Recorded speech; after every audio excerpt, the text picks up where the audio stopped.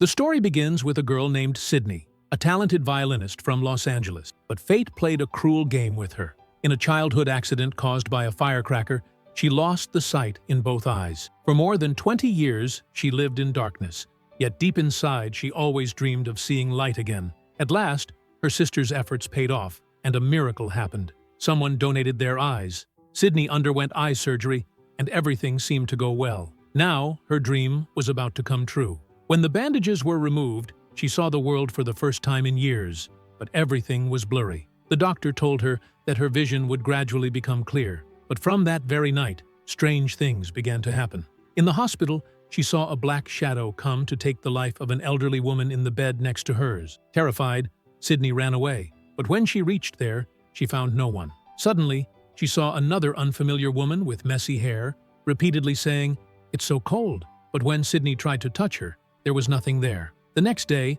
the doctor informed her that the elderly woman had indeed died. Then, Sydney realized that her new eyes had brought more than just light. They had given her the ability to see death and spirits. Sydney had not yet recovered from the shock of these events when even stranger things started happening in her apartment. The walls of the room would change, turning into an unfamiliar place, and then, in the next moment, everything would return to normal. The next day, Sydney went to see Dr. Paul and said, "What I'm seeing is real." But the doctor tried to reassure her, saying, "Don't believe what you see, or you'll only become more disturbed." But Sydney felt that her life would never be the same again. That evening, she suddenly heard the sound of a child crying outside her apartment. Fearfully, she opened the door and began to follow the sound. After walking a short distance, the crying suddenly stopped. Just then, she turned around and saw a child wearing a raincoat, sitting on the ground and crying. The child said, "Have you seen my report card? If my father doesn't find it, he'll kill me." Sydney was trembling with fear. She was about to ask the child something when suddenly a sound came from behind her. She turned around, and the child had vanished. After everything that had happened, Sydney was so emotionally shattered that she could no longer even practice the violin. That night, she had a terrifying dream. A girl was screaming for help. Bells were ringing all around. And then suddenly, a horrifying fire broke out. In the middle of the dream, that number flashed again, 106. When she woke up, she looked at the clock. Once again, it was the same time, and the room had transformed into something strange. There was a chair in the middle, and a rope hanging from above. As Sydney stepped forward to touch the wall, the chair suddenly fell to the floor, and in the next instant, everything returned to normal. Now the time had changed. Sydney became completely convinced that these were not hallucinations, they were real. She went to see Dr. Paul again, but once more he insisted that it was all in her imagination. Then Sydney said, "If I can clearly see your face right now, then what I'm seeing must be real too." That night, as she sat alone watching TV, smoke suddenly began to seep in through the door. Trembling with fear, Sydney went to look. Standing in front of her was a mysterious shadow. When she turned back, she saw the entire room filled with smoke. Now she was afraid to even step outside. Running in panic, she reached a place that looked like a small workshop, where a terrible fire was burning. People were running everywhere, trying to save their lives. Just then, a man engulfed in flames grabbed her hand and began pulling her toward the fire. At that moment, all the scenes from her dream flashed before her eyes again, and Sydney suddenly jolted awake. But the most terrifying thing was this.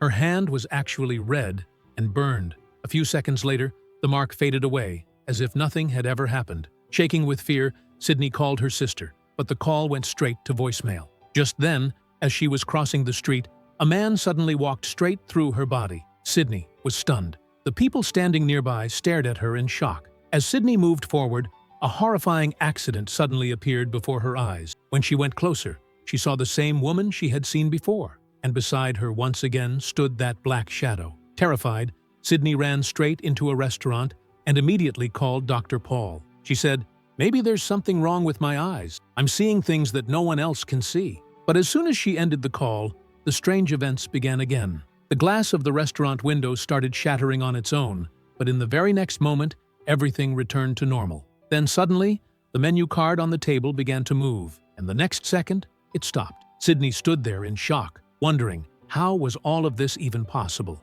The fire grew terrifyingly intense, and in the blink of an eye, the entire restaurant was blown apart by smoke and explosions. Sydney woke up screaming, but the restaurant was still there in front of her. only now everything was burned and destroyed. Just then, Dr. Paul arrived and told her that a few weeks earlier, a devastating fire had indeed broken out at that very place. Now, Sydney was completely convinced that she was seeing things from another world. But Paul still insisted that it was all in her imagination. This only filled Sydney with even more fear and panic, and she ran out of there. As she was about to get into an elevator, she saw a man standing inside, but on the CCTV screen, there was no one visible. Terrified, she took another elevator, but there too, after a while, a strange shadow floating in the air began moving toward her. At that exact moment, the elevator doors opened, and Sydney ran out, desperate to save her life. On the way, she saw the raincoat-wearing child again. This time, Sydney ignored the child, but the child climbed straight up onto a window. Sydney felt her mental balance slipping away. She ran home, locked herself inside her room, smashed the light bulb near the mirror, drew the curtains, and said, "If these eyes only show me fear, then it's better not to see at all." Meanwhile, unable to reach her for a long time, her sister grew worried and sent Dr. Paul to Sydney's apartment. When Paul went inside, he saw the room in complete disarray, and Sydney sitting there with a cloth tied over her eyes. As if she no longer wanted to see anything, Paul took her to the hospital for treatment. But that very night, the child came into her room again and said, "Now, there's no one over my head anymore." After saying this, the child slowly walked out of the room. Sydney ran after the child, but saw that the black shadow was standing beside them again. Then Sydney understood. The black shadow meant death, and the child was gone forever. The next day, the news came. The little child in the raincoat was no longer in this world. The child's mother gave Sydney a photograph. When Sydney looked at it, she was stunned.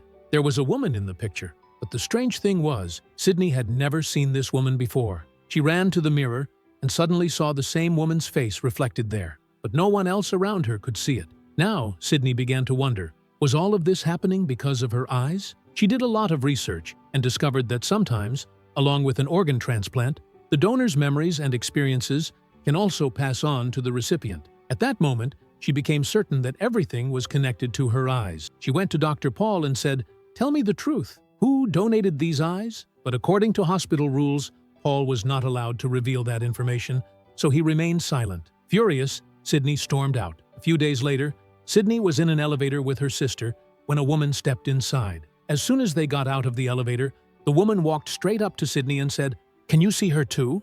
In fact, the woman was the child's mother. Hearing this, Sydney's sister was also stunned. After returning home, as soon as Sydney stood in front of the mirror, she saw that unfamiliar woman again. This time she tried to speak to her and said, "If there's anything I can do to help you, tell me." Suddenly, Sydney's hand began to move on its own. Terrified, she smashed the mirror. Now, in every broken shard of glass, she could see the woman's face. Hearing the noise, her sister rushed into the room, but no matter how much Sydney explained, she refused to believe any of it. Now, Sydney realized that until she uncovered the true story behind these eyes, she would never be free from these spirits. At last, Dr. Paul helped her, and the donor's identity was revealed. The eyes had belonged to a Mexican girl named Anna. Sydney and Paul traveled to a small village in Mexico where Anna had lived, but the villagers were afraid to talk about Anna, as if they were hiding a terrifying secret. They then went to Anna's house, where only her mother was still alive. At first, she refused to say anything, but the moment she looked into Sydney's eyes, she recognized them and said, "These are my daughter's eyes." Anna's mother explained that Anna had the same power. She could see spirits and death even before. Whenever Anna went to a house and cried, someone in that house would die within a few days. Because of this, the villagers believed she was a witch and cursed. As she was telling this story, Sydney suddenly saw the black shadow again. She immediately told Dr. Paul, "Call an ambulance," and the very next moment, Anna's mother suffered a heart attack and collapsed to the ground. Paul tried to take her to the hospital by car. Sydney stayed behind at the house and slowly began uncovering more hidden truths about Anna's life. Scenes from Anna's old room appeared before her eyes. The room looked exactly like the one Sydney had seen again and again in her dreams. Suddenly, the final moments of Anna's life unfolded before Sydney's eyes. Anna had foreseen that a terrible fire was about to break out at the factory where her mother worked. She tried to warn her mother and take her outside, but the greedy factory owner chased Anna away. Later, when Anna's mother went to work, the owner forced her to continue working. As a result, a massive explosion occurred at the factory, killing many innocent people. The villagers blamed everything on Anna, humiliating her and calling her a witch. Broken by disgrace and suffering, Anna eventually took her own life. At that moment, Sydney woke up, but by then, Anna's mother had also passed away. Almost all the leads were gone. Sydney and Paul left and soon reached a border checkpoint, where the road was blocked due to chaos caused by a biker gang. They were forced to stop there. Suddenly, Sydney saw a girl in the crowd, the same girl she had seen in her dreams, the one who had warned of an impending disaster. Her attention was suddenly drawn to a bus. On every seat of the bus, she saw black shadows, each one a sign of death. That's when she realized that a large oil tanker truck standing nearby. Anna had wanted Sydney to save these innocent people. Sydney told everyone to get off the bus, but no one believed her. Then she shouted, "There's a bomb on the bus!" In fear, people rushed off the bus.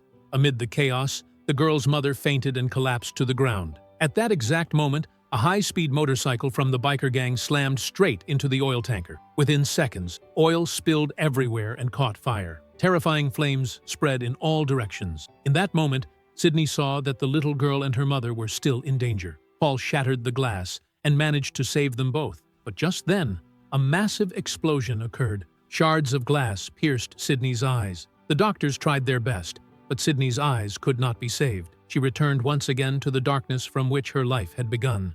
Perhaps this was her true destiny, and this is how the movie comes to an end.